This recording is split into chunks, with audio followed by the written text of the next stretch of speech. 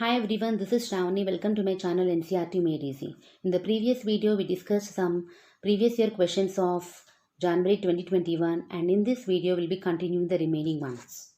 Question number 1. It is important to create dash learning environment in the classroom rather than dash. Option 1. Collaborative, competitive. Option 2. Competitive, collaborative. Option 3. Fearful, facilitative. Option 4. Competitive, facilitative. How the learning environment in the classroom should be.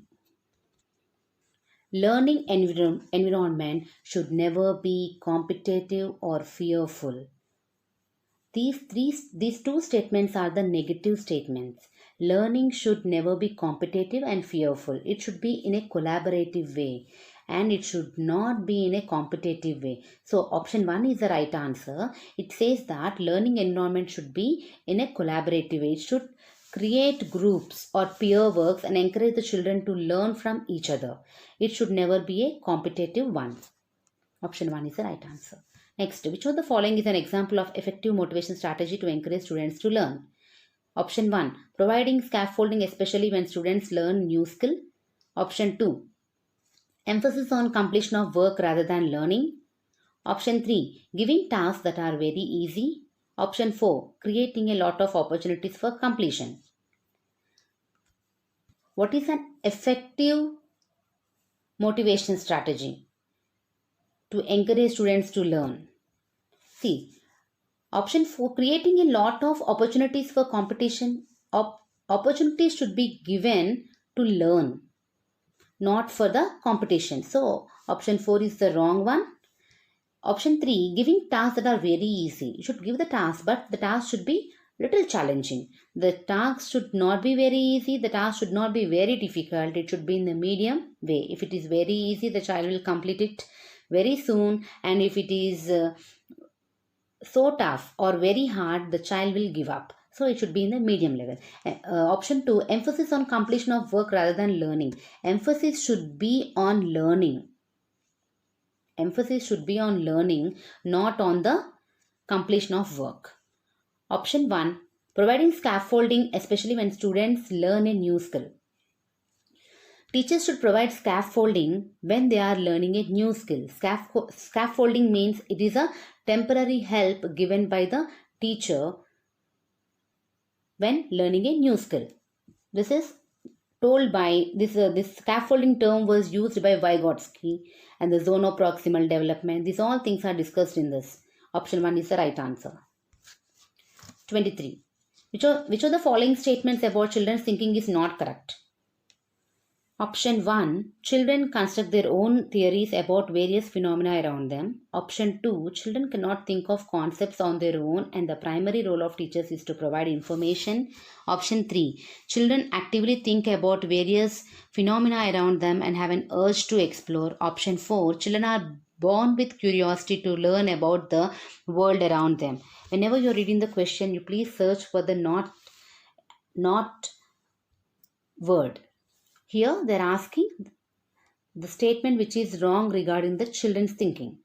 We know that children can construct their own theories or they can construct their own knowledge. So this statement is right. We want the wrong one. We want not correct one.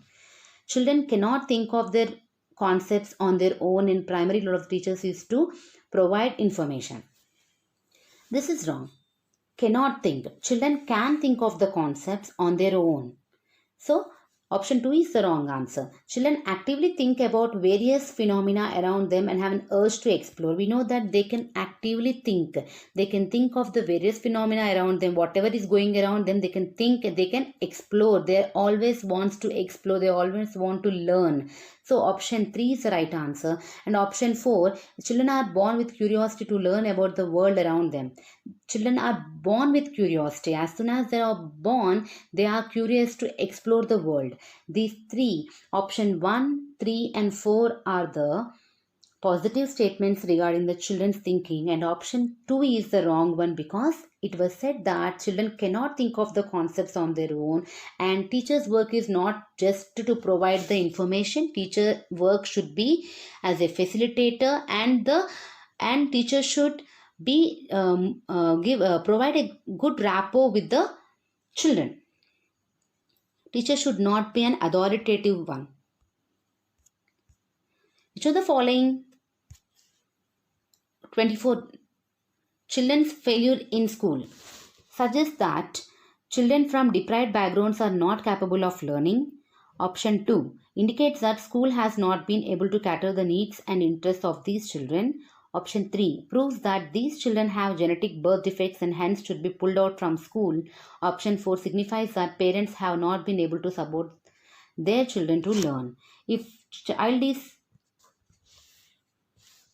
is failing in the exam, or if the child fails in the school, it means that, what does it mean? Suggests that children from deprived backgrounds are not capable of learning. See, we see many children who are coming from deprived backgrounds are good in education. They are having a great capability of learning. So, this is wrong. Option 2 indicates the school has not been able to cater to the needs and interests of these children. If the child fails, it means that system failed or the school fails. It is not the child who fails because school is not able to cater to the needs and interests of the children. So, option 2 is the right answer and proves that these children have genetic birth defects. It's wrong. If the child fails in the school, it does not mean they are having some defect. It is wrong. Option 4 signifies that parents have not able to support their children to learn. This is wrong. So, some children without getting any support from the parents are also reading very well. So, if the child fails, it means that the system is failure or the school is a failure because it is unable to cater the needs and interests of these children. Next, question number 25. By working in groups, teaching and helping each other, children, option 1, are able to reflect on their own thought processes and shift to a higher level of cognitive activity. Option 2, can develop misconceptions which interferes with their learning. Option 3, get distracted and hence it is an ineffective pedagogical strategy. Option 4, develop competitive tendencies that hinder learning. By working in groups, teaching and helping each other, children, when they are working in groups, what children will learn? Option 1, are able to reflect on their own thought process and shift to a higher level of cognitive activity. Which one is the correct statement when the child works in group? See, whenever they are working in group, whenever we are giving any group activity, our aim is not to create a competition. Next, get distracted and hence it is an ineffective pedagogical strategy. Working in group does not distract the child. The child will learn from each other and they will be shifting to the higher cognitive activity. Option 2, can develop misconception which interferes with their learning. No, if they are having any misconceptions, they will learn from the other children and it is the working in groups is a positive thing. Option 1, it will enable them to reflect on their thought process. If they are discussing about anything, if the child is having any misconception or any wrong thoughts, then the child will be able to learn from the remaining students and correct himself. Option 1 is the right answer. Next, question number 26. In a dash classroom, teachers adapt their pedagogy and vary assessment to cater to individual students. In which type of classroom? Option 1, teacher-centric. Option 2, progressive. Option 3, textbook-centric. Option 4, behavioristic. In which type of classroom the teachers adapt their pedagogy and vary assessment to cater to individual students. Each and every individual they have to assess. The pedagogy should be in such a way that it should put in mind the individual differences of the students. It is progressive. Progressive classroom, constructivism, child-centered or learning by doing. These all are the same. Progressive classroom.